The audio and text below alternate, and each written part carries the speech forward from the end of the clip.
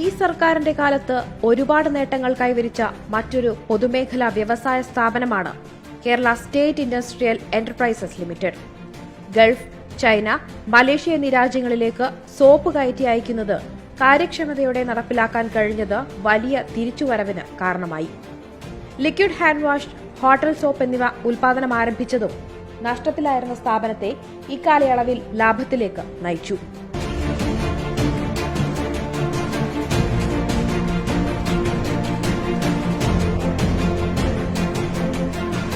പൊതുമേഖലാ വ്യവസായ സ്ഥാപനമായ കേരള ആർട്ടിസൻസ് ഡെവലപ്മെന്റ് കോർപ്പറേഷനും കഴിഞ്ഞ 4 വർഷത്തിനിടെ മികച്ച നേട്ടമുണ്ടാക്കി.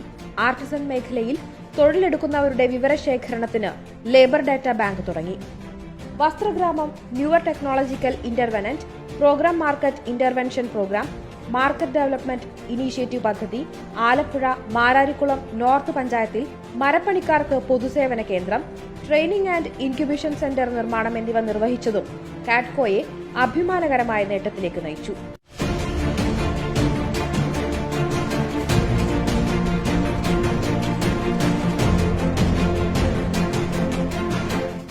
ഇടതു സർക്കാരും വ്യവസായ വകുപ്പും ഏറ്റവും ക്രിയാത്മകമായ ഇടപെടൽ നടത്തിയ മറ്റൊരു സംസ്ഥാന പൊതുമേഖലാ വ്യവസായ സ്ഥാപനമാണ് സ്റ്റീൽ ഇൻഡസ്ട്രിയൽസ് കേരള ലിമിറ്റഡ്.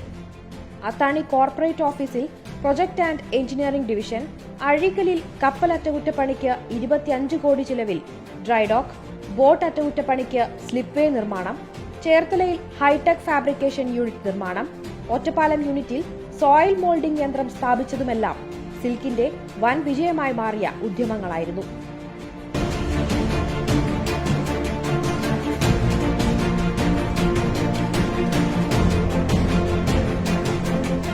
ലാഭം കൊയ്ത മറ്റൊരു പൊതുമേഖലാ വ്യവസായ സ്ഥാപനമാണ് സ്റ്റീൽ ഇന്ത്യ ഫോർജിംഗ് ലിമിറ്റഡ്. പ്രതിരോധം, ആണവം, ബഹിരാകാശ പദ്ധതികൾ, റെയിൽവേ, ഓയിൽ ആൻഡ് ഗ്യാസ് തുടങ്ങിയ വ്യത്യസ്ത മേഖലകളിലേക്ക് നിരവധി ഓർഡറുകൾ ലഭിച്ചു. കയറ്റുമതിക്കുള്ള ഓർഡറും വൻതോതിൽ ലഭ്യമായിട്ടുണ്ട്. ന്യൂക്ലിയർ മേഖലയിലെ അന്തർവാഹിനി പ്രൊജക്ടിലേക്ക് 10 കോടിയുടെ ഉൾപ്പെടെ നിരവധി ഓർഡറുകൾ ലഭിക്കുന്ന സ്ഥാപനമായും ഇത് മാറിക്കഴിഞ്ഞു.